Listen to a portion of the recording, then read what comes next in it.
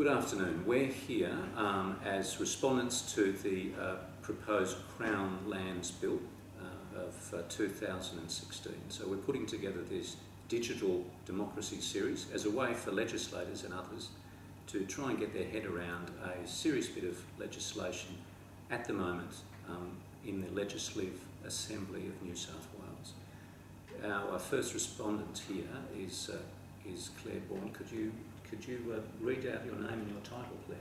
Claire Braund, and I'm the President of the Gosford Waterfront Alliance and a businesswoman in Gosford. Claire, the format here is that we have 10 minutes, up to 10 minutes, to give succinct concerns or issues around the proposed new legislation. To start off with, how do you see the issue of Crown lands playing out in New South Wales at the moment as it stands? Okay, well, there's probably one major thing. The first thing is that this bill has come upon us very quickly. There really has been very little time for the public to digest it, to look at the long-term implications of what will in effect see 40% of land that's held by the public potentially sold or even leased. So there's been very little time, and when you think about people who live in rural areas where a lot of our Crown land is held, that even gives them less time because it is more difficult. So the first thing is that this is very rushed, and we think this really needs to have a much bigger debate, and that everybody needs to be part of it. And the second thing is that from the Gosford Waterfront Alliance's point of view, we really are concerned about the waterfront area. We are really concerned to keep that for cultural, recreational use, and it needs to be for cultural and recreational use for the public. And so you have that threat that in fact if this land is devolved back to council, if it is deemed for sale or if it is leased, then really we've lost control of what will happen on our waterfront. And that's a really critical issue. It's a critical issue for all of the people that are represented by the GWA, and it's an issue that is not just prevalent in Gosford, but it's writ large the whole way up and down the New South Wales coast. Off camera, I know the Gosford Waterfront Alliance has discussed issues about large-scale planning instead of piecemeal planning of significant sites like the Gosford Waterfront. How do you think this could play out in that regard? Okay, well, the major issue, of course, is that it's interesting that the state government doesn't trust local government to approve developments of more than $20 million, and yet it's really very keen to send back the responsibility for managing large tracts of land that is potentially worth many, many millions.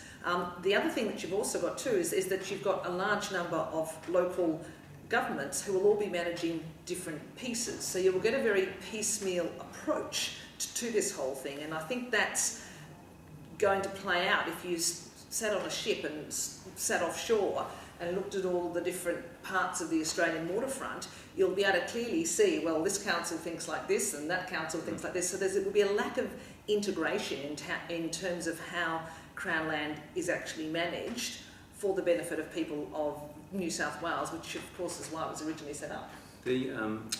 Your expertise in your business, Women on Boards, I notice has a particular focus on governance and good governance of various portfolios and companies, presumably. The existing trust structure of Crown land seems to have been one of the major problems with this, what the legislation is trying to address. Have you got any thoughts around that? It's interesting because, of course, the management of Crown lands has, of course, been the subject of severe criticism by the Auditor General and by others.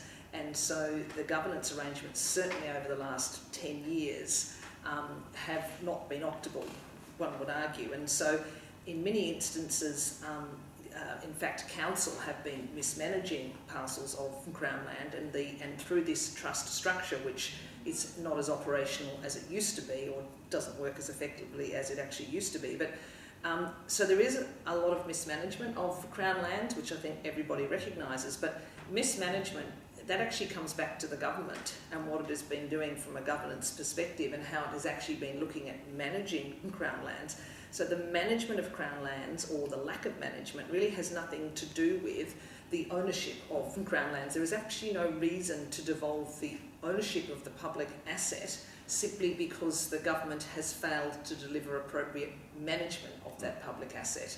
So it's the management of that asset that really needs to be looked at, not sort of throw your hands up and say, well, we can't manage it, we're just going to walk away, therefore we'll give it to someone else, we'll ditch the problem and we'll just pass it over to local council, and it can be local council's problem and they can carry on mismanaging it or not, because we don't mind anymore, because we've got rid of the problem. Is there, in summing up, is there any particular potential risks the way that the legislation seems to be laid out, or the motivations for it at the moment, that you can see on the horizon and over the horizon?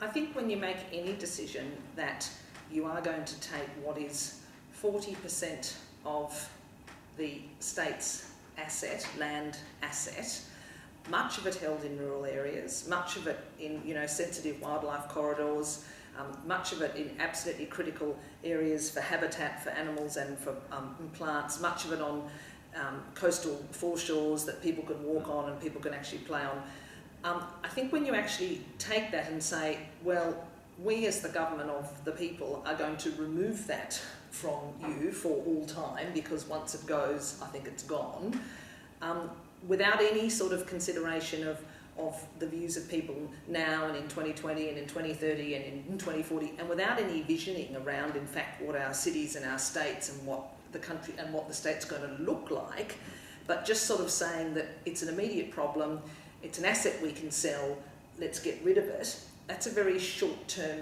view. And if you look at the way boards particularly are starting to think about managing their organisations now, there's always been a view that it's the short-term shareholder value that you have to really look at, and yet with things like climate change, with a lot of things like stranded assets being left around the world, all of those kind of things happening, boards are now really starting to take the view that in fact managing for the long term is actually a much more strategic option, because really they want their organisation that's listed on the stock exchange to be around in 5, 10 and 15 years time. And it's a shame that governments are not catching up and thinking with that kind of vision. It seems, just as a casual observer in this, that it seems that in fact the roles have been reversed. The government once perhaps looked over the horizon and corporates are jumping on board with that, whereas governments are going the other way. Thank you, Claire, for your submission, and we'll put this forward to the legislators to review. Thank you very much. Thank you.